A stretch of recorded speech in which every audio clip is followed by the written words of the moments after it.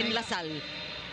Yung mga seniors Yung mga namin ate mo noon, nun, oo. mga super ates namin noon, sila Maureen Penetrante, Des Oh Hernandez. my gosh, ito yung mga Gagate. Yan, one of the younger players here. Number 1 draft. She also had the time as the ate in DLSU. Right.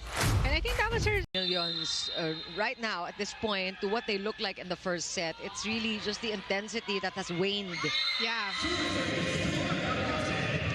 Kasi nagpapalitan din. Iniikot din Oo. naman yung Coach Ettore yung mga players. Oo, nag-iiba rin siya ng mga setters. Talk about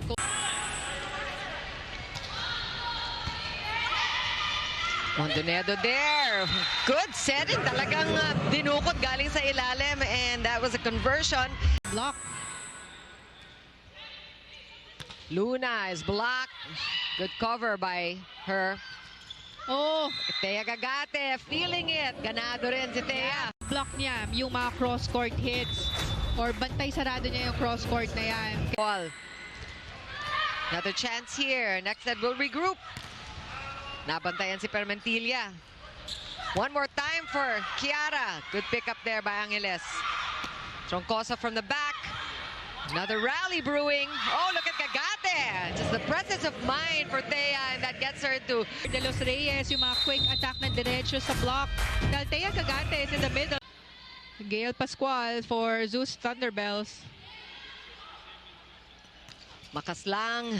Picked up. Good libero action. And that quick play, Thea Gagate.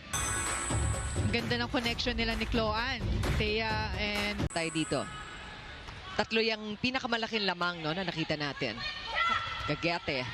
Picked up by Ebon. soft spike. Oh, good defense. Yes. And look at Thea Gagate all alone in the middle. That's 3 for Thea. Dahil ang ganda ng defense nila, but pag nabablock ng opponent nila or sila mismo yung nakaka-touch, wala silang ganun katibay na cover. Laki na ng lamang ng Zeus kanina. We saw a 6-point lead by Zeus Coffee. Good rebound. Rally going. Yeah. And Gagate puts an end to it. So this is a strong front line for Zuzco. So Cloan has a lot of options.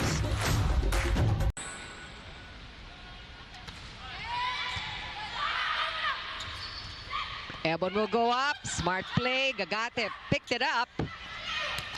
Oh, that was Gagate again with that kill block.